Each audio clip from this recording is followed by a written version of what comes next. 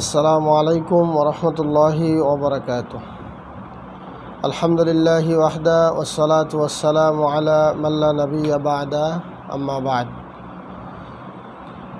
সুপ্রিয় দর্শক শ্রোতা, আজকে আমরা জানব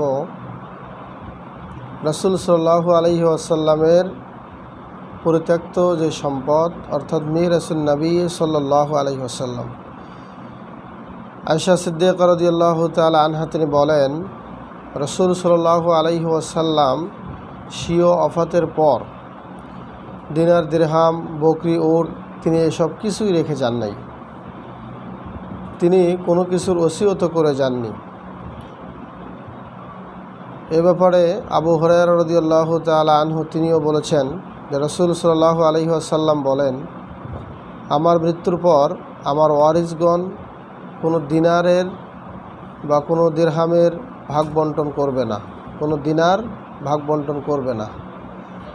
আমি যা রেখে যাব, অর্থাৎ বানু নাজিরের ফাই এবং খয়বারের যে ফাদাক খেজুর বাগান, স্ত্রীদের খরপোশ এবং আমার আমেল অর্থাৎ কর্মচারীদের ব্যয়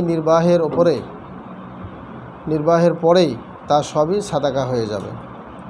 এ বিষয়ে যদি আমরা দেখতে চাই, তা সহিহ বুখারীর 2776 নম্বর হাদিসটা খুললে আমরা পেয়ে যাব যে বিশ্বনবী কি সম্পদ রেখে গিয়েছিলেন। উম্মুল মুমিনিন জুয়াইরিয়া বিনতুল হারিস এর ভাই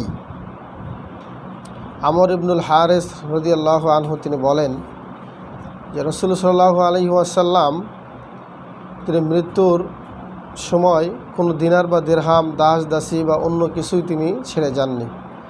কেবল তার সাদা খচ্চর, অস্ত্র ও ফাদাকের জমিটুকু ব্যতীত, যেটা আমরা আগে পেলাম যে শুধুমাত্র খেজুরের বাগান, ফাদাকের খেজুরের বাগানটাই ছিল। তো যা তিনি সাদাকা করে গিয়েছিলেন জীবদ্দশাতেই, এর অর্থ হলো সংসারের ব্যয় নির্বাহের পরে উদ্ধৃতগুলি সাদাকা হবে। আবু বকর সিদ্দিক রাদিয়াল্লাহু তাআলা আনহু বলেন যে রাসূল সাল্লাল্লাহু আলাইহি ওয়াসাল্লাম বলেছেন, ইন্না মা'শারাল আমবিয়াই লা নুরিসু মা তারাকনাহু সাদাকাহ। আমরা নবীগণ কোনো ওয়ারিশ রেখে যাই না, যা কিছু আমরা ছেড়ে যাই সবই উম্মতের জন্য সাদাকা হয়ে যায়। এ বিষয়ে সহিহ মুসলিমের 1757 নম্বর হাদিস আসছে। তার মৃত্যুর পরে ফাতেমা রাদিয়াল্লাহু তাআলা আনহা ফাদাকের উত্তরাধিকার দাবি করলে অত্র হাদিস শোনার পর তা প্রত্যাহার করে নেন। যখন তিনি এই হাদিসটি শুনলেন, তখন তিনি তা প্রত্যাহার করে নিয়েছিলেন যে আমার এগুলো দরকার নাই, আমাদের এগুলো কোনো প্রয়োজন নাই। যদিও শিয়ারা এই জন্য আবু বকর রাদিয়াল্লাহু তাআলা আনহুকে দায়ী করে থাকেন, অথচ আলী রাদিয়াল্লাহু তাআলা আনহু খলিফা হওয়ার পরেও তিনি উক্ত দাবি করেননি, এটা স্পষ্ট। সুতরাং কোনো সম্পদের ওয়ারিশ হওয়া কোনো নবীদের এটা কোনো প্রশ্নই আসে না।